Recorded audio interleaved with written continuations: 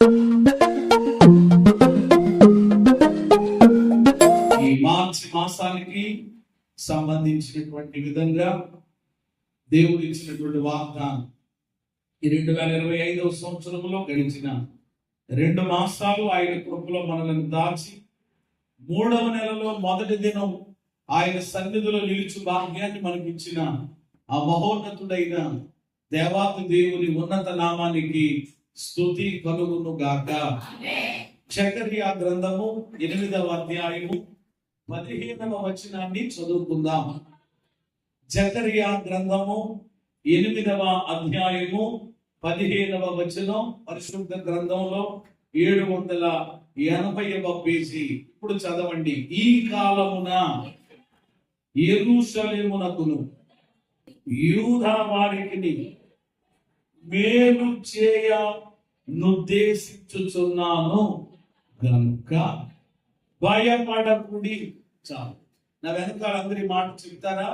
అందరూ చెప్పండి. పిల్లలు పెద్దలు విశ్వాసంతో ఈ మాట పలకడానికి ప్రయత్నం చేయండి. ఈ కాలమున యెరూషలేమునకును యూదా వారికి మేలు చేయ నిర్దేశించుచున్నాను గనుక భయపడకుడి. దేవునికి మహిమ కలుగును గాక. ఆమేన్ చెప్పండి అందరూ. హల్లెలూయా. వాగ్దానం ఈ మార్చి నెలకు దేవుని సన్నిధిలో నేను ప్రార్థించి ప్రభు యొక్క సన్నిధిలో కనిపెట్టినప్పుడు, ప్రభువా ఈ నెల నీ ప్రజలకి ఏ వాగ్దానాన్ని ఇస్తున్నావు, లేక ఈ మాసానికి సంబంధించినట్లుగా ఏ వాగ్దానము ద్వారా మీరు మమ్మల్ని దర్శిస్తూ ఉన్నారు అని దేవుని యొక్క సన్నిధిలో ప్రార్థించినప్పుడు, కనిపెట్టినప్పుడు దేవుడు నా తలంపులలోనికి, నా ప్రేరణలోనికి దేవుడు తీసుకొచ్చినటువంటి మాటయే ఈ జకర్యా పుస్తకంలో ఉన్న 8వ అధ్యాయము 15వ వచనములో ఉన్నటువంటి వాగ్దానం. ఇది వాగ్దానం. దేవుని ప్రజలు పాపము చేయుటను బట్టి కీడు అనేది వారికి కలిగింది. వాళ్ళు చేసినటువంటి అవిధేయతను బట్టి వాళ్ళు కీడు అనుభవించారు. అయితే మరలా దేవుడు వారితో చెప్తున్నటువంటి మాట ఏంటంటే, సరేలే, ఎంతవరకు ఏదో జరిగిపోయింది మీ జీవితంలో, ఇప్పుడైనా కానీ ఎక్కడైనా కానీ మీరు నా వైపుకు తిరిగి మీరు మంచిగా జీవిస్తే, మీరు మంచిగా బ్రతికితే, నేను మీ జీవితంలో మేలు చేయ నిర్దేశించుచున్నానని దేవుడు తన ప్రజలకు దేవుడిచ్చిన వాగ్దానమే ఈ జకర్యా గ్రంథం 8వ అధ్యాయము 15వ వాక్యం. దేవునికి మహిమ కలుగును గాక. ఈ వాగ్దానం దేవుడు ఎవరికి ఇచ్చినటువంటిది అని అంటే, ఇక్కడ 2 రకాల ప్రజలు మనకు కనబడుతున్నారు. ఈ కాలమున ఎవరైనటువంటి వాళ్ళు, ఈ కాలంలో తర్వాత ఈ కాలమున యెరూషలేము వారికి, ఇక్కడ 2 జనాంగాలు కనబడుతున్నాయి. ఎవరు ఇక్కడ 2 రకాల ప్రజలు. ఓ రకంగా చెప్పాలి అని అంటే ఆ 2 గుంపులు ఒకటే. చరిత్రలోనికి వెళితే కనుక ఇప్పుడు ఆ వివరాలన్నీ నేను మీకు జ్ఞాపకం చేయట్లేదు, కానీ అంతకు మునుపు వాళ్ళు ఎవరిని మరి సమూహముగా ఉన్నారు, ఒకటే గుంపుగా లేక ఒకటే జనాంగంగా ఉన్నారు. కానీ ఇప్పుడు వాళ్ళు వేరుగా, అనగా ఇశ్రాయేలీయులుగా ఒక గుంపు, రెండవది ఎవరు అని అంటే యూదా ప్రజలు. అలా మార్చబడినట్లుగా అనేక సందర్భాల్లో మనం వింటూ వచ్చాం. ఇక్కడ యెరూషలేము వారైనా యూదా వారైనా ఎవరైనా వాళ్ళు ఎవరు అని అంటే కనుక చెప్పండి మీ నోటితోటి, దేవుని ప్రజలు. చెప్పండి అమ్మా, ఎవరండి అది? అంటే ఇప్పుడు దేవుడు తన ప్రజలైన వారికి ఏమిస్తున్నాడు అనమాట, వాగ్దానం. ఇప్పుడు మరి మనమెవరమండి? 100వ కీర్తన, ఆయనే మనలను పుట్టించారు, మనం ఆయన వారము, ఆయన ప్రజలము, ఆయన మేపు. గొర్రెలు. కాబట్టి దైవ జనాంగమా, ఆయన ప్రజలుగా ఉన్నటువంటి మనతో ఈ మార్చి మాసానికి దేవుడు మనందరికి ఇస్తున్నటువంటి వాగ్దానం. వ్యక్తిగతంగా ఈ వాగ్దానం మీరు తీసుకోవచ్చు, కుటుంబముగా ఈ వాగ్దానం మీరు తీసుకోవచ్చు. ఏంటి వాగ్దానం అని అంటే గనక దేవుడు చెప్తున్నటువంటి ఒక శ్రేష్టమైనటువంటి మాట, ఈ కాలమున నేను మీకు ఏం చేయాలనుకుంటున్నాను, మేలు చేయ ఉద్దేశించుచున్నాను. ఏం ఉద్దేశిస్తున్నారంటే అది అంటే దేవుని ప్రజల ఎడల ఎలాంటి ఉద్దేశం దేవుడు కలిగి ఉన్నాడు అని అంటే, ఏం చేసే ఉద్దేశం, చేసే ఉద్దేశం కాదు, హాని చేసే కార్యక్రమం కాదు, మేలు చేయాలని నేను అనుకుంటున్నాను. కాబట్టి ఇర్మియా గ్రంథములో ఈ మంచి మాట రాయబడి ఉందో చదవండి. ఆయన ఎలాంటి ఉద్దేశం కలిగి ఉన్నారో ఇర్మియా గ్రంథము 29వ అధ్యాయం 11వ వాక్యం. స్పీడ్ గా ఉండాలి కాస్త. ఇర్మియా 29:11, నేను మిమ్మల్ని గూర్చి ఉద్దేశించినటువంటి సంగతులను నేను ఎరుగుదును, అవి రాబో కాలమందు ఏమి కలుగునట్లుగా, మీకు నిరీక్షణ కలుగునట్లుగా, అవి సమాధానకరములైన ఉద్దేశములే కానీ హానికరములైనవి కావు. అంటే ఇప్పుడు ఈ వచనాన్ని బట్టి మీరు ఏమర్థం చేసుకోవాలి, దేవుని ఉద్దేశాలు ఎలాంటివి, సమాధానకరమైన ఉద్దేశాలే గాని హానికరములైనవి. ఇదే యెహోవా. అంటే దేవుని ఉద్దేశాలు ఎలాంటివి అంటే సమాధానకరమైనవి లేక మేలుకరమైనవి. అలాంటి ఉద్దేశాలే దేవుడు మన పట్ల కలిగి ఉన్నారు. ఇప్పుడు ఉదాహరణకి సాతాను ఉన్నాడు అనుకోండి. సాతానుడు వాడు ఎలాంటి ఉద్దేశాలు కలిగిన వాడు? ఏమండి, ఉద్దేశం అంటే ఏంటి అసలు? ఉద్దేశం అంటే ఏమనంటారు? ఉద్దేశానికి ఉండేటువంటి అర్థాలు ఏమిటి అని అంటే, ఉద్దేశం అనగా ఆలోచన, తలంపు, ఏమంటే ప్రణాళిక అనే అర్థాలు వస్తాయి. అంటే ఎప్పుడు దేవుడు పెట్టారు అపవాది అందుకని అపవాది గురించి వాక్యంలో ఏమని రాయబడ్డాదనంటే, మీ విరోధి అయినా అది. కాబట్టి వాడు ఉద్దేశాలు వేరేగా ఉన్నాయి. వాడు ఆయా రీతులుగా వీధులలో పసిపిల్లలు లేకుండా, రాజమార్గంలో యవనస్తులు లేకుండా, కుటుంబములలో ఏమి లేకుండా, సమాధానం లేకుండా, నెమ్మది లేకుండా, ఏమండి అత్తగారికి కోడలకి ఏమవకుండా, ఏమండి కోడలకి అత్తగారికి పడకుండా ఏం చేస్తా ఉంటాడు వీడు? ఆడ పని అది. ఎందుకంటే వాడి ఉద్దేశమే అలాంటిది, వాడి ఆలోచనే అలాంటిది.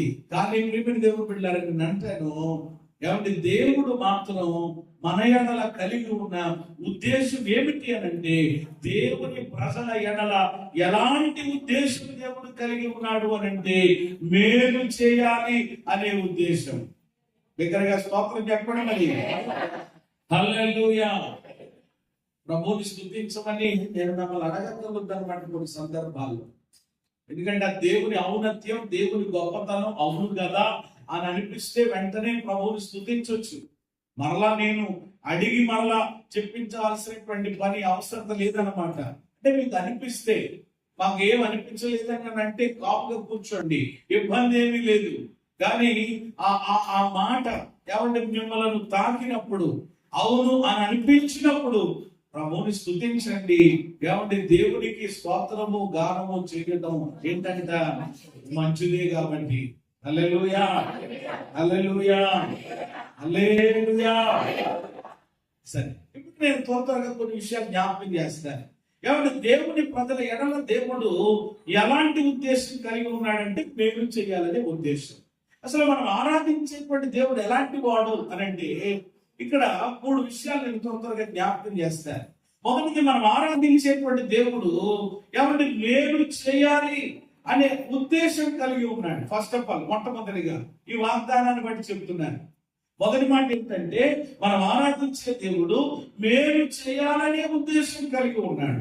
మేలు చేయాలనే ఉద్దేశం కలిగి ఉన్నాడు కానీ హాని చేయాలనే ఉద్దేశం లేదా చేయడు. కాబట్టి అది గుర్తు పెట్టుకోండి, మీరు మనసులో పెట్టుకోండి. రెండవది ఏమిటి అని అంటే, మనం ఆరాధించేటువంటి దేవుడు ఏమి చేసేవాడు అని అంటే మేలు చేసేటువంటి వాడు. ఏం చేసేవాడు? ఎందుకంటే ఆయన స్వభావమే ఏం చేసే స్వభావం. అపోస్తలుల కార్యముల గ్రంథం 10వ అధ్యాయం 38 వచనాన్ని మీరు చదువుకోండి. తర్వాత ఆయన ఏమండి అందరికీ మేలు చేయొచ్చు అనే మాట ఉంటుంది, అండర్లైన్ చేసుకోండి. ఇప్పుడు చదవక్కర్లేదు కొన్ని మాటలు త్వరగా. ఏమండి కాబట్టి మనం ఆరాధించే దేవుడు మేలు చేయాలనే ఉద్దేశం కలిగిన వాడు. రెండు, మనం ఆరాధించిన దేవుడు మనం నమ్మిన వాడు ఏమండి మేలు చేయువాడు. ఎవరికి మేలు చేస్తాడు అని అంటే అందరికీ అని అక్కడ వాక్యంలో చూస్తాం. అపవాది చేత పీడించబడిన వారిని, ఏమండి అలాగే మరి రోగముల చేత బాధపడుతున్న వారిని, ఎవరు వాళ్ళందరికీ ఆయన ఏం చేస్తూ వచ్చారంట? మేలు చేస్తూ వచ్చారు. కాబట్టి మేలు చేయువాడు. ఇక మూడవదిగా నేను జ్ఞాపకం చేసే మాట ఏంటంటే, ఏమంటే మనం ఆరాధించే దేవుడు, మనం నమ్మిన దేవుడు ఏమన్నా ఆయన ఎలాంటి వాడు అని అంటే గనక మేలు చేయుటలో ఆయన ఆనందించేవాడు. హల్లెలూయా. ద్వితీయోపదేశకాండము 30వ అధ్యాయము 9-10 వచనాలు కలిపి ఉంటాయి. 10వ వచనములో ఆఖరి లైన్, 10వ వచనంలో ఆఖరి లైన్ లో ఉంటది మాట, మేలు చేయుట యందు మీ యందు ఆనందించి మీ వైపుకు మళ్ళును అనేటువంటి మాట. కాబట్టి ప్రియమైన దేవుడు బిడ్డలారా, ఏమంటే మేలు చేయుటలో ఆయన ఏం చేసేటువంటి దేవుడు అంట? ఆనందించే దేవుడు. మేలు చేయాలనే ఉద్దేశం కలిగిన వాడు మొదటి మాట. రెండవ మాట మేలు చేయువాడు రెండవ మాట. మూడవది మేలు చేయడంలో ఆనందించే, మేలు చేయడంలో ఆనందించేవాడు. నిజంగా మీరు ఎప్పుడైనా గమనించారో లేదో, మీరు ఎవరికైనా మేలు చేశారా? ఇంతకాలం అయింది కదా, మీరు ఏ సంవత్సరంలో ఏమంటే ఇప్పటికి మీరు అడుగు పెట్టారో, మీకు ఎన్ని సంవత్సరాలు, మీరు పుట్టిన తర్వాత ఇప్పటికి మీకు తెలుసు కదా.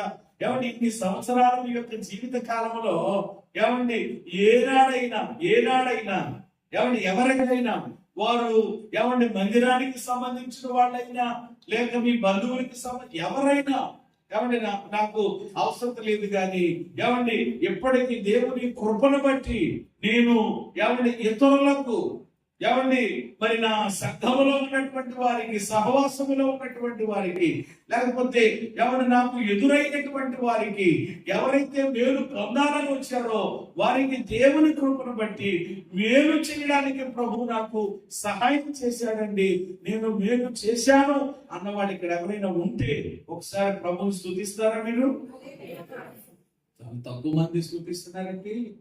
అంటే మీ బ్రతుకుల్లో, మీ జీవితాల్లో మీరు ఎవరికి మేలు చేయలేదా? పోనీ మీరు మేలు పొందుకున్నారా ఎవరి దగ్గర నుంచి అయినా? ఏమండి మీరు ఇతరుల నుంచి ఎవరి దగ్గర నుంచి అయినా మేలు పొందుకున్నారా? ఎస్ ఆర్ నో, ఏదో ఒకటి. ఎస్ఓ లేక నో, అవునో లేకపోతే కాదో. ఏమండి రెండు లేకుండా మధ్యస్థ స్థితిలో ఎవరు కూడా ఉండడానికి వీలు లేదు. ఏమి మాట్లాడట్లేదు, చాలా మంది అలాగే ఉంటున్నారు. ఏమండి అలా ఉండడానికి వీలు లేదు. ఏమండి ఇతరులకు ఎవరిని మేలు చేసేటువంటి వారిగా ఎవరిని మనము ఉండాలి వాక్యాన్ని బట్టి. రెండవదిగా మనం ఆలోచన చేస్తే ఏమండి మరి ఎవరో ఒకరి ద్వారా తప్పకుండా మనము మన జీవితంలో ఏదో టైంలో ఏం పొందుకుని ఉంటాం ఖచ్చితంగా. అయితే నేను పాయింట్ ఇక్కడ ఏమిటి అని అంటే, ఎందుకు ఈ మాట చెప్పాలంటే, నేను ఏమంటే దేవుని యొక్క లక్షణాల్లో ఏమండి లేక ఆయన మేలు చేయడంలో ఆనందించమని చెప్పాను కదా. ఏమంటే ఆ మాటను బట్టి నేను జ్ఞాపకం చేసేది ఏంటంటే, మేలు చేసినప్పుడు ఎవరిని తెలియకుండా ఎవరు ఒక రకమైనటువంటి గొప్ప ఆనందం అనేది మీ హృదయంలో కలుగుతుంది. హల్లెలూయా. మేలు చేసిన వ్యక్తికే తెలుస్తుంది ఆనందించడం అని. చేసి చూడండి ఎప్పుడైనా, మీరు ఎవరికైనా మనము మేలు చేసినప్పుడు ఎవరు ఆనందం ఉంటారు చూసారా? చాలా అద్భుతం, చాలా అద్భుతం. అతను తెలిస్తా ఉన్నారు. ఉదాహరణకి ఆమె ఎంతో మందికి చెప్పండి ఏం చేశారంటే మేలు చేశారు. కాబట్టి ఆమె ఎప్పుడు కూడా ఏమండి దేనిని బట్టి కూడా ఆమె ఏమండి బాధపడకుండా, చింతపడకుండా, ఎప్పుడు కూడా ఆమె ఎల్లప్పుడూ ఆమె దైనందినటువంటి జీవితంలో ఆమె ఆనందిస్తూనే బ్రతికారట. ఎప్పుడు మనం ఆనందించగలుగుతామని అంటే కనుక ఎవరు మనం ఏం చేసినప్పుడు అది. కాబట్టి ఇప్పుడు మన సంగతి అలా ఉంచితే ఎవరు ఈ నెలలో నీవు నమ్మినట్లయితే ఈ వాగ్దానాన్ని నీవు విశ్వసించినట్లయితే ఎవరు మనం ఆరాధించేటువంటి దేవుడు ఈ కాలమున అనే మాట ఉంది. ఏ కాలమున? ఈ కాలమున. ఎవరి ఈ యొక్క 50 దినముల ఎవరి జరిగేటువంటి ప్రత్యేక కాలమున ఈ ప్రత్యేక సమయములలో లేక ఈ యొక్క కూడికలలో ఈ వాగ్దానం అనేటువంటిది ఈ నెలకు ఎవరికి సంబంధించినటువంటిది, అలాగే ఈ 50 దినాల కూడికలకు కూడా సంబంధించినటువంటి వాగ్దానం అనేటువంటి విషయాన్ని నీవు ఎవరిని విశ్వసించాలి. ఈ కాలమున, ఈ ప్రార్థనలు జరిగే కాలమున, ఈ సహవాసంగా మనము కూడే కాలమున నిశ్చయముగా నీవు నమ్మినట్లయితే, నీవు విశ్వసించినట్లయితే ఈ మార్చి మాసములో ఈ 50 దినములలో ఈ 50 దినములు ముగియక మునుపు నా దేవుడు నిశ్చయముగా ఆయన పలికినట్లుగా ఆయన మన జీవితాలలో మేలు చేయ నిర్దేశించుచున్నారు. చెప్పులెత్తి బిగ్గరగా ఆయనకు స్తోత్రం. హల్లెలూయా. తప్పకుండా. ఎందుకంటే ఆయన ఎవరు చెప్పండి? వాగ్దానం చేసిన దేవుడు నమ్మదగి, ఆయన మాట తప్పని దేవుడు అండి. అబద్ధాలు ఆడుటకు ఆయన ఎవరు కాదు. అది మేలు చేస్తాను అంటే ఏం చేస్తారండి? అసలు మనందరికి ఇష్టమైంది ఏంటండి? ప్రతి ఒక్కరు ఎవరిని జీవితంలో ఎవరిని కోరుకునేది లేక ఆశించేది ఏమిటి అని అంటే కనుక ఏం జరగాలని. ఏంటి ఇన్ని మేలులు పొందుకున్నప్పటికీ కూడా ఇప్పటికే దేవుడు ఎవరిని ఆయనను నమ్మి విశ్వసించి ఈ యొక్క ఆధ్యాత్మిక ప్రయాణంలో చాలా దూరం మనం ప్రయాణం చేశాం. ఇప్పటికే దేవుడు మన జీవితంలో ఎన్నో మాట్లాడేమ్మా చేశారా లేదా చెప్పండి. ఎన్నో మేలు ప్రభు చేశారు. ఎన్నో ఉపకారాలు దేవుడు మన జీవితంలో చేశారు. ఏమండి? అయితే మిమ్మల్ని దేవుడు పెట్టారా? ఇప్పటి వరకు దేవుడు చేసినటువంటి మేలులు మాత్రమే కాకుండా ఏమండి ఇది మొదలుకుని ఈ కాలమున దేవుడు మనల్ని ప్రేమించి ఏర్పాటు చేసినటువంటి ఈ ప్రత్యేకమైనటువంటి దినములలో, ఈ ప్రత్యేకమైనటువంటి కూడికలలో మన జీవితాల్లో ఆయన మేలు అనేటువంటిది చేయబోతూ ఉన్నారు. ఇది దేవుని ఉద్దేశం, ఇది దేవుని నిర్ణయం, ఇది దేవుని యొక్క ఆలోచన అనేటువంటి విషయాన్ని మీరు గుర్తించాలి. పరిశుద్ధ గ్రంథంలో చాలా మంది భక్తులు ఉన్నారు కదా. ఏమంటే ఆ భక్తుల జీవితాల్లో కూడా ఏమంటే మనం చదువుకున్నటువంటి వాగ్దానం ఏదైతే ఉందో అక్షరాల వారి జీవితంలో నెరవేరింది.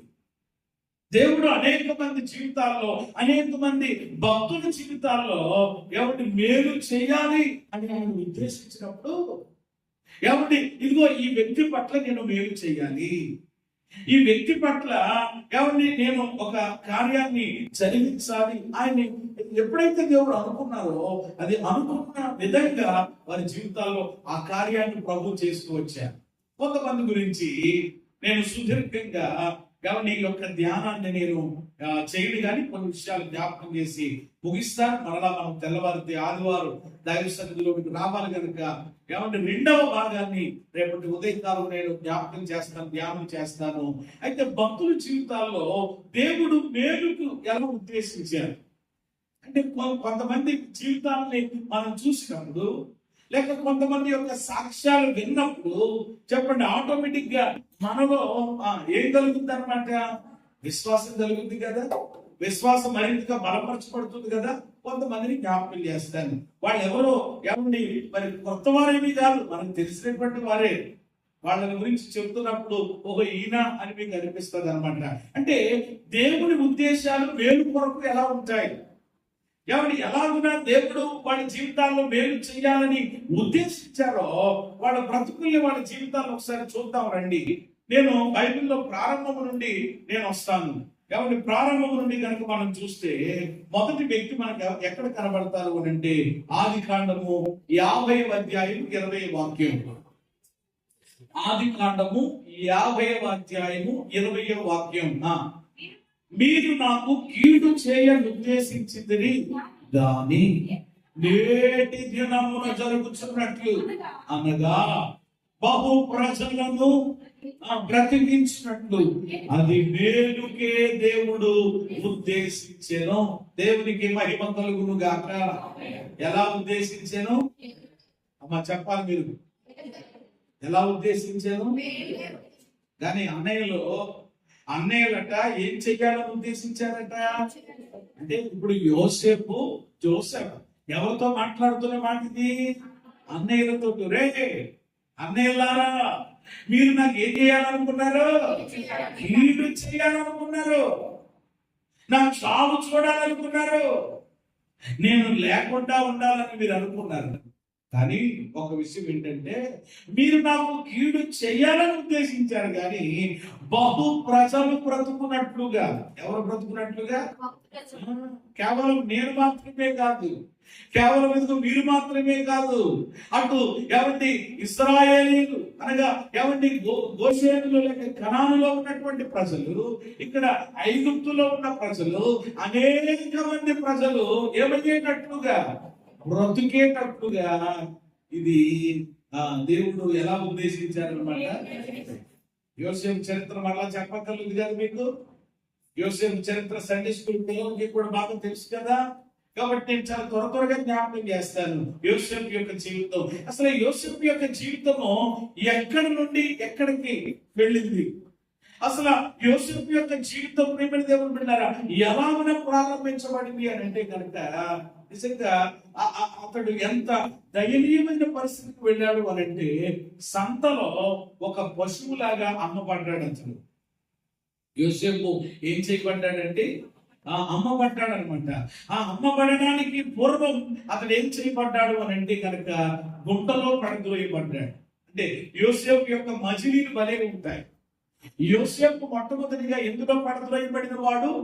గుంటలో. చెప్పడానికి మాట గుంటలో. ఆ గుంటలో నుండి ఎక్కడికి వచ్చాడు? సంతలో. చెప్పండి, గుంటలో నుండి ఎక్కడికి వచ్చాడు అంటే, ఇప్పుడు గుంటలో పడితే మరి అందులో పాములు ఉంటాయో విషపురులు ఏముంటాయో చెప్పలేదు కదా. అలా ముందు పడేశారు. ఎవరో బ్రదర్స్ లో ఒక ఆయన అన్నాడు, ఎందుకురా మన తమ్ముడిని అలా చేయడం, అది పాపరా, అది దేవుడు అనుసరించడు అని అంటే, మొత్తం మీద సరే ఏం చేద్దాం అని చంపడం ఎందుకు? వాడి మీద కోపం ఉంటే వాడి పీడ మరి వదిలిపెట్టుకోవాలని మీరు అనుకుంటుంటాం. పని చేయండి, కాన్ఫరెన్స్ చేయండి. అది అక్కడ ఐగుప్తీయులు వెళ్తా ఉన్నారు, వాళ్ళకి ఏం చెయ్యండి, అమ్మేయండి అని సంతలో తీసుకొచ్చి ఒక పశువులాగా. ఆ రోజుల్లో అలాంటి పరిస్థితులు ఉండేవి. ఏమండి ఇప్పుడు ఎలాగైతే మనం మార్కెట్కి వెళ్ళి ఏమండి కొనుక్కుంటున్నాము గోల్డ్, ఇంకా కొన్ని మరి మనకు అవసరమైన, అలాగే ఆ రోజుల్లో మనుషులు కూడా అమ్మేవారట సంతలో పెట్టి. కాబట్టి అలా ఉన్న ఒక బానిసగా అమ్మబడిన వాడు. అంటే ఇప్పుడు యోసేపు గుంటలో నుండి ఎక్కడికి వచ్చాడు? సంతలోనికి వచ్చాడు. సంతలో నుండి ఎక్కడికి వచ్చాడు? మీరు వెంటనే రావాలా వెనకాల మీరు, ఎందుకంటే ఏమండి వినినటువంటి విషయాలు కాబట్టి ఇవి. ఏమండి గుంటలో నుండి సంతలోనికి, సంతలో నుండి పోతీఫరు ఇంటిలోనికి. పొర ఇంట్లో కాదు, అక్కడే మరి పప్పులో వెళ్తున్నారు మీరు. మళ్ళా మీకు బైబిల్ క్విజులు కూడా పెడుతున్నారు పాస్టర్ గారు. ఇన్ని సంవత్సరాలుగా బైబిల్లో ఇదైపోయి ఇలాంటి పొరపాటు చెప్తే అలాగా లైవ్ వెళ్తుంది కాబట్టి ఏమన్నా నేను గట్టిగా మాట్లాడలేకపోతా ఉన్నాను. దేవునికి స్తోత్రం కలిగింది కాదు. ఇలాగను కూడా మమ్మల్ని కాస్త బల్లి చేస్తున్నారనమాట. సరే తర్వాత చూస్తాను మీ సంగతి ఎప్పుడైనా. ఏమండి పోతీఫరు ఇంటికి, ఇప్పుడు పోతీఫరే కదండి కొనుక్కుంటే ఇంటికి తీసుకెళ్తా. పోతీఫరు ఇంటికి ఎక్కడికి వెళ్ళిపోయినప్పుడు పరో దగ్గరికి వెళ్ళిపోయినట్టు మీరు ఏకంగా. ఏమన్నా ఇంకా కూడా కథ మధ్యలో పోతీఫరు ఇంటిలో నుండి ఎక్కడికి వెళ్ళాడు అని అంటే జైలులోనికి. ఇక్కడ ఎదురున్న వాళ్ళందరూ కూడా నేను చాలా చాకులు మరి ఏదనుకుంటున్నాను నేను. మంచి కాలంలో ఏమన్నా ఇదైపోయాను వెళ్ళారా? మళ్ళా ఇప్పుడు జీవించబడండి. చెరసాలకు వెళ్ళాడు, జైలుకి వెళ్ళాడు, చేయలేని నేరానికి. చెరసాలలో నుండి అప్పుడు ఎక్కడికి వెళ్ళాడు అని అంటే ఎక్కడికి? ఫరో యొక్క ఏమండి కోటలోనికి వెళ్ళాడు. ఏమండి ఫరో యొక్క కోటలోనికి వెళ్ళాడు. ఎందుకని? అప్పుడే సింహాసనం ఎక్కలేదు, మీరు కంగారు పడకండి. ఫరో గారికి ఏమొచ్చిందట? కళ వచ్చింది కలభావం ఎవడో చెప్పలేకపోతున్నాడు. ఈ కుర్రోడు చెప్తాడంటే మొత్తం మీద అలాగున ఎక్కడికి తేబడ్డాడు అనమాట, రాజా ఏమంటే నగరులోకి తేబడ్డాడు. దేవునికి స్తోత్రం.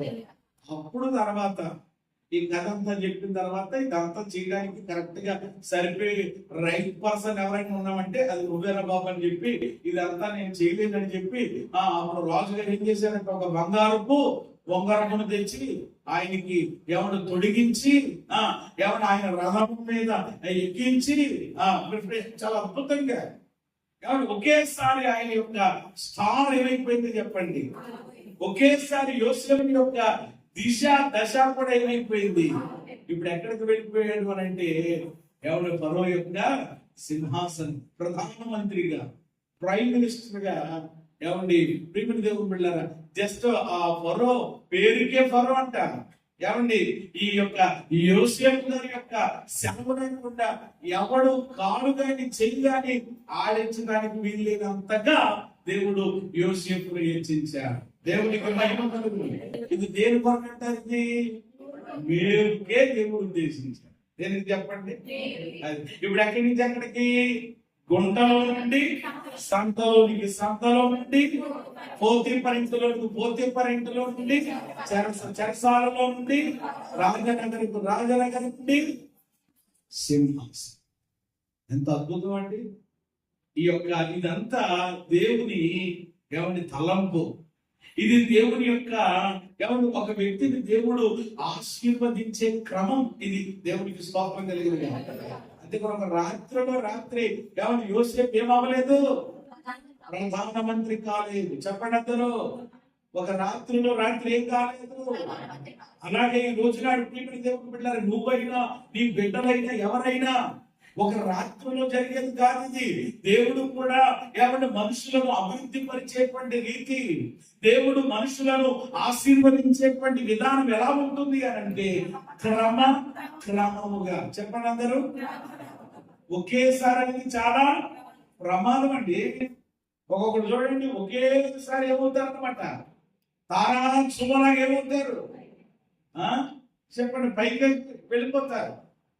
వెళ్ళిపోయి తారా చూప మీరు ఎప్పుడైనా చూసారా? ఎవరు చూపు వెళ్ళిపోయి ఇంకా మళ్ళా చూప తిరిగి రాలేదని చెప్పండి పరిస్థితి ఎక్కడ ఉందో మీకు. అది ఎంత దూరం అయితే ఏమంటే దూసుకుని పోయిందో మళ్ళా తిరిగి మళ్ళా ఎక్కడ మట్టిలో పడుతుంది వచ్చాను. కాబట్టి ఈరోజు ఎవరు ఒకేసారి ఎవరిని హెచ్చరించబడడం, దీవించబడడం అనేది అది దేవుని ఉద్దేశం కాదు, అది సైతాను విధానం.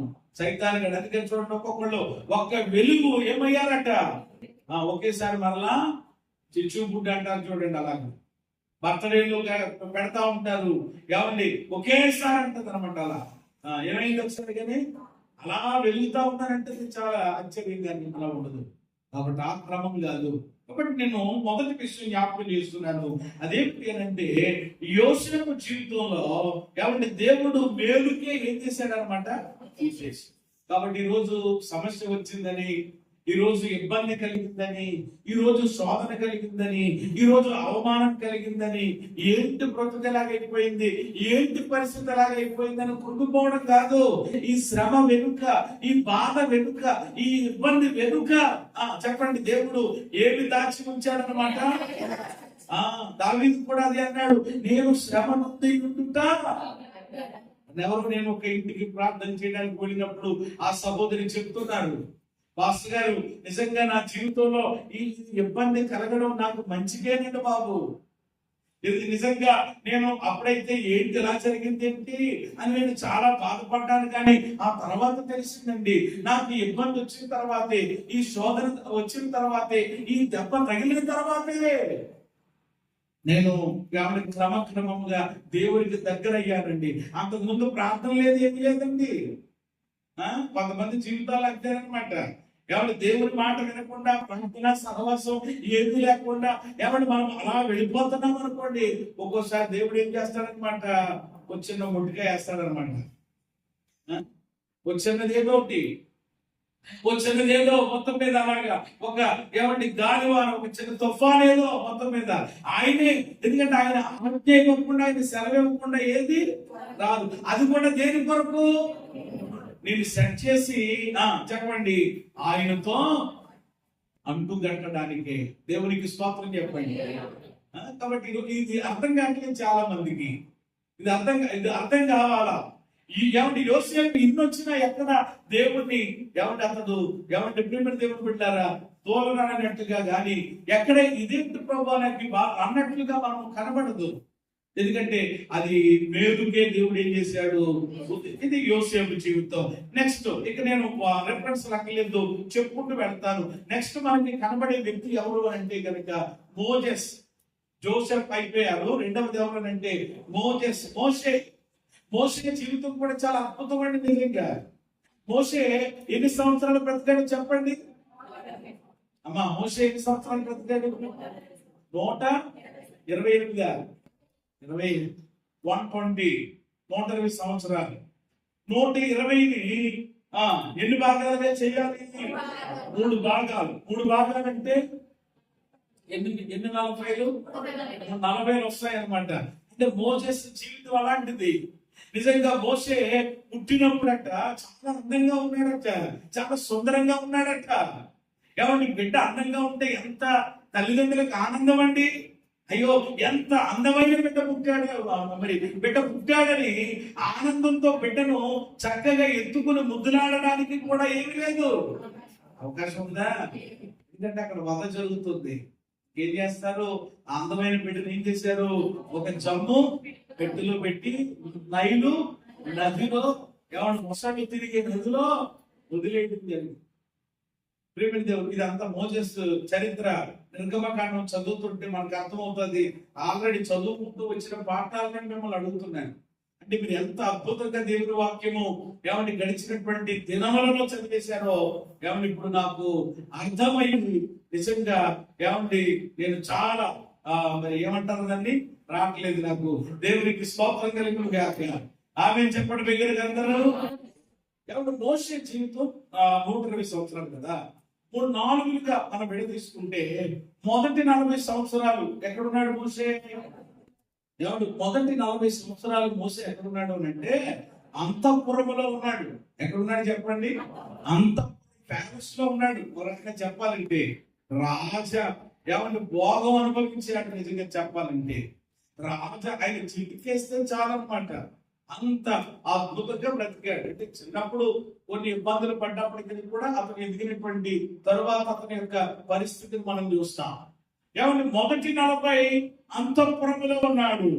రెండవ 40 ఎక్కడున్నాడు అని అంటే మిద్యాను అరణ్యములో ఉన్నాడు. రెండవది ఎక్కడున్నాడు అంటే ఇప్పుడు అంతఃపురం నుండి ఎక్కడ వచ్చేసాడు? ఎవరైనా అంతఃపురం నుండి అరణ్యానికి రాగలుగుతారా? అరణ్యము నుండి ఎక్కడికి వెళ్ళాలని కోరుకుంటారా? మాట్లాడరేమా? ఒకేసారి మీ బిల్డింగ్ వచ్చి బిల్డింగ్ నాకు వద్దని చాలా గుడిసేసుకుని 7 ఆకులు గుడిసేసుకుంటారనుకుంటారా? ఎవరైనా లేదు.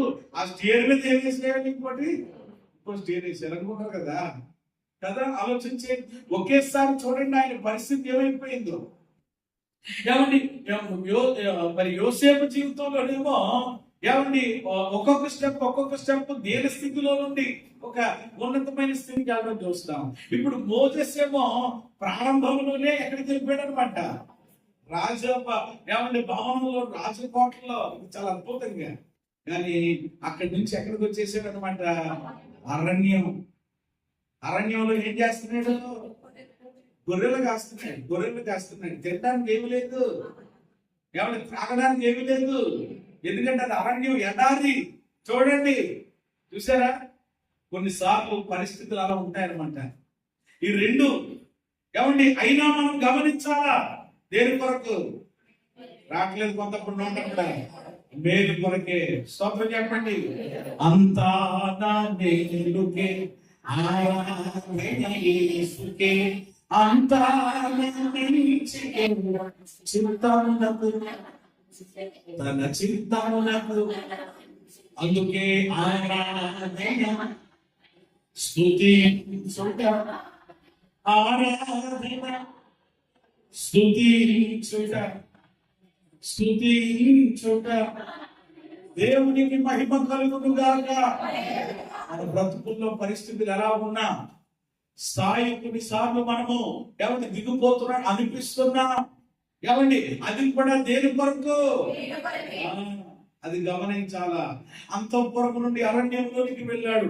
అరణ్యము నుండి ఎక్కడికి వచ్చాడు అని అంటే, ఏమండి ఆయన ప్రజలైన, ఆయన స్వాస్థ్యమైన ఇశ్రాయేలీయులను నడిపించే నాయకుడిగా, ఒక అద్భుతమైన కాపరిగా, నా ఇల్లంతటిలో నమ్మకమైన వాడు అనే బిరుదు పొందుకునేవాడిగా, మూడవదిగా ఆత్మీయ, ఏమండి ఈ యాత్రలోనికి అతడు రావడం జరిగింది. ఏమండి మొదటిది అరణ్యము నుండి, అంతఃపురము నుండి, అరణ్యము నుండి ఆత్మీయ యాత్ర. ఏ యాత్ర? మామూలు యాత్ర కాదు, చాలా అద్భుతమైన యాత్ర. ఆ యాత్రలో అడుగడుగునా ఏమంటే దేవుడు ఆయన ద్వారా ఏం జరిగించాడు? అద్భుతాలు మామూలుగా. ఇది మోజెస్ జీవితంలో దేని కొరకు అని అంటే మేలుకే దేవుడు అది ఎరిగాడు ఆయన. అందుకని ఎప్పుడు గ్రంథంలో రాశాడు ఆయన, అల్పకాలము పాపభోగము అనుభవించడం కంటే దేవుని ప్రజలతో శ్రమ అనుభవించడమే మేలు. తెలియాలి నీ బ్రతుకులో ఏదో ఏమన్నా సుఖం నాకు ఇది అనుకుంటున్నావు అనమాట. ఏమని ఈ లోకమే నాకు కావాలి, లోకములో ఉన్నటువంటి సరదాలు సుఖాలు నాకు ఏమంటే మీరు మేలనుకుంటున్నారు, చాలా మంది గొప్పదనుకుంటున్నారు. ఏమండి మోసెస్ జీవితంలో అక్కడి నుంచి ఇక్కడికి తేవడం కూడా అది గమనించాడు ఆయన. అల్పకాలం పాప భోగం కొద్ది కాలం ఉంటుంది, అది పోతుంది అంతే. అది వద్దు. దేవుని ప్రజలతో ఏమనుభవించడం మీరు అది ఎరిగాడు. ఏమంటే తన జీవితాన్ని సార్థకం చేసుకున్నాడు. అనేక మందికి ఆశీర్వాదకరమైన వ్యక్తిగా మోసెస్ మార్చబడ్డాడు. స్తోత్రం కలిగింది. చాలా మంది ఉన్నారంటే సమయం అవుతుంది కాబట్టి ఆఖరి వ్యక్తి, మనందరికీ తెలిసిన వ్యక్తి దావీదు. మూడో వ్యక్తి ఎవరు చెప్పండి? ఈ దావీదు జీవితంలో కూడా అన్ని దేవుడు ఎలా సెట్ చేశాడు అని అంటే మేలుకే. దావీదు ఎవరు మొదటి స్థానం ఏమిటి అని అంటే ఎక్కడికైనా చెప్పాడు గొప్పగా. గొర్రెల కాపరి, గొర్రెలను మేలుకునేటువంటి చాలా సాధారణమైన వ్యక్తి. ఆ గొర్రెల కాపరిగా ఉన్నటువంటి దావీదు చెప్పండి ఎక్కడికి వెళ్ళాడు? గొర్రెల కాపరి ఏమయ్యాడు? అదే మరి మీరు అదే అంటున్నాను అనమాట. వెంటనే మహారాజు ఏంటండి, అది జనరల్ గా వాడుకునే మాట. ఎప్పుడూనే జనరల్ గా మనం ఎప్పుడైనా కొన్నిసార్లు గొర్రెల కాపరి దావీదును దేవుడు రాజుగా చేశాడనేది అది సండే స్కూల్ పిల్లలు చెప్పే మాట మీద మామూలుగా. కానీ ఇక్కడ కాస్త మనము ధ్యానం చేస్తున్నాం కదా. ఈ ఆత్మీయ కుటుంబ సహవాస కూడికలు లోపలికి ఎందుకు వచ్చినాయి అని అంటే విషయం మీకు కథ అర్థం కావాలా? ఇప్పటికే చేతులెత్తి స్తోత్రం చెప్పండి. బయట గడిచినటువంటి దినాల్లో 50 దినాలు అవంతా ఏంటనమాట? సువార్త. ఏమంటే దేవుని యొక్క గొప్పతనం, దేవుని యొక్క ఏమంటే ప్రయాణం మంచిదని చాలా సులువుగా అది ఇటుపండి అంట ఒలిసి ఏం చేశారట, కానీ చూసి ఆడిపోయలేదేంటి అలాగనమాట. ఇక్కడ ఇది కుదరదు, ఇక లోపలికి వచ్చేసాం, బడిలో ఉన్నాం కాబట్టి ఏమైనా విధానం ఏమవుతుంది అనమాట. కాబట్టి ఇది కూడా మనకు అవసరమని పరిశుద్ధాత్మ దేవుడు మన లోపల కూర్చోబెట్టాడు. చేతులెత్తి స్తోత్రం చెప్పాడు. ఉంటే కదా, ఉంటే విధానం కాదు కదా. ఆయన తలంపులే ఏంటి చెప్పండి? ఆశ్చర్యం. ఆయన ఆలోచనలే వేరు కదండి నిజంగా. అర్థం చేసుకోండి. కాబట్టి ఏమంటారు? దావీదు ఎవరు మొదటి స్థానం గొర్రెల కాపరి. ఎవరు గొర్రెల కాపరి దగ్గర నుంచి ఎక్కడికి దేవుడు ఆయన నడిపించాడు అని అంటే కనుక వాయించకారుడిగా. ఏ కారుడుగా? దావీదు అంటే సితారా వాయించేవాడంట. అద్భుతంగా నిజంగా దావీదు సితారా వాయిస్తే ఏమంటే దెయ్యాలు కూడా ఏమైపోయాయి అదనమాట. ఏమనంటే దావీదు సితారా అంటే ఎవరికి భయం అనమాట? దెయ్యాలకే భయం. ఏమంటే దెయ్యాలకి ఏమంటే తడ పుట్టించేసేది దావీదు యొక్క సితారా. అంటే ఏమంటే కారుడుగా ఒక అద్భుతమైనటువంటి ఏమండి మరి మ్యూజిషియన్గా దేవుడు ఆయన్ని ఆశీర్వదించాడు, అభిషేకించాడు. నిజంగా రాజుగానే పిలిపించుకుని, బాబు నువ్వు వాయించవయ్యా, నన్ను ఏదో పట్టిందట, నువ్వు వాయిస్తే పట్టింది ఏమవుతుందట, వెళ్ళిపోతానంటే ఏమండి దావీదు వచ్చి కోటలోకి వచ్చి ఏమండి సితారా వాయిస్తే సౌలుకు పట్టిన దురాత్మ అంటే రాజు గారికి పట్టిన దురాత్మ ఏమైపోయింది? అది అంతటి కృప అభిషేకాన్ని దేవుడు ఎవరికి ఇచ్చాడు? కాబట్టి గొర్రెల కాపరి ఏమయ్యాడు? ఆర్కెస్ట్రాకి వచ్చాడు. ఆర్కెస్ట్రా నుండి ఎక్కడికి వెళ్ళాడు? ఆయుధాలు వచ్చేసారి కరెక్ట్ అయిపోయారు అనమాట. ఆయుధాలు మోసేవాడి కదా. ఏమంటే ఆయుధాలు మోసేవాడి దగ్గర నుంచి ఏమంటే ఎక్కడికి వెళ్ళాడు అని అంటే ప్రియమైన దేవుడు అంటే దేవుడు ఆయన నిజాయితీ చూశాడు. ఆయనలో ఉన్నటువంటి టాలెంట్స్ ఏమంటే వాటిని దేవుడి దగ్గర దేవునికి ఉపయోగించటం ఇవన్నీ చూసి దేవుడు అనుకున్నాడు, రే అబ్బాయి నువ్వు ఆర్కెస్ట్రాలో కాదు, నువ్వు ఆయుధాల దగ్గర కాదు, నువ్వు సహస్రాధిపతిగా కాదు, నువ్వు సైన్యాధిపతిగా కాదు, రా అని చెప్పి ఒకేసారి దేవుడు తీసుకెళ్ళి ఎక్కడ కూర్చోబెట్టాడు. ఇది కూడా దేవుడు దావీదు జీవితంలో దేని కొరకు ఉద్దేశించాడు అని అంటే మేలుకి ఉద్దేశించాడు. దేని కొరకు ఉద్దేశించాడు? కాబట్టి ఈ రోజు ప్రియమైన దేవుడు బిడ్డలారా అనుకుంటున్నారేమో చాలా మంది, ఏంటి పరిస్థితి, ఏంటి విధానం, జరిగిపోతుంది అనుకుంటుంటే జరగట్లేదండి, అయిపోతుంది అనుకుంటున్నాను అవ్వట్లేదేంటి, దగ్గరకు వచ్చినట్టు అనిపిస్తుంది పాస్టర్ గారు, వెంటనే ఏంటో తెలియదు అని అనుకుంటున్నావా? లేదు లేదు, ఈ కాలమున ఏమంటే దేవుడు ఏమి చెయ్య ఉద్దేశించారు అని అంటే మేలు చెయ్య. యోసేపు జీవితంలో చూసాం, మేలుకే ఉద్దేశించారు. రెండవది మోసే విషయంలో మనం చూసాం, ఏమంటే మేలుకే.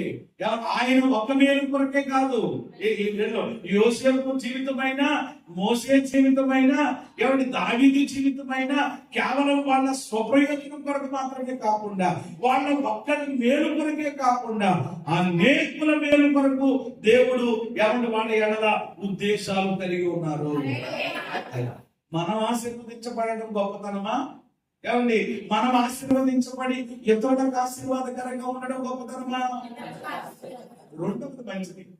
చాలా మంది ఏంటంటే ప్రభు నన్ను దీవించేది ఆయన, నన్ను మేలు చేసేది ఆయన. ఇదొకటే కాదు క్రైస్తవం అంటే, మనము మేలు పొంది ఇతరులకు మేలుకరంగా, మనము దీవించబడి ఇతరులకు, మనం ఆశీర్వదించబడి ఇతరులకు.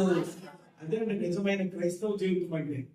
అంతేగాని నేను తినేసాను, లేకపోతే నేను కట్టేసుకున్నాను, ఏమన్నా నాకు వచ్చేసి ఇది గొప్పతనం కాదు, అది అసలు క్రైస్తవమే కాదు.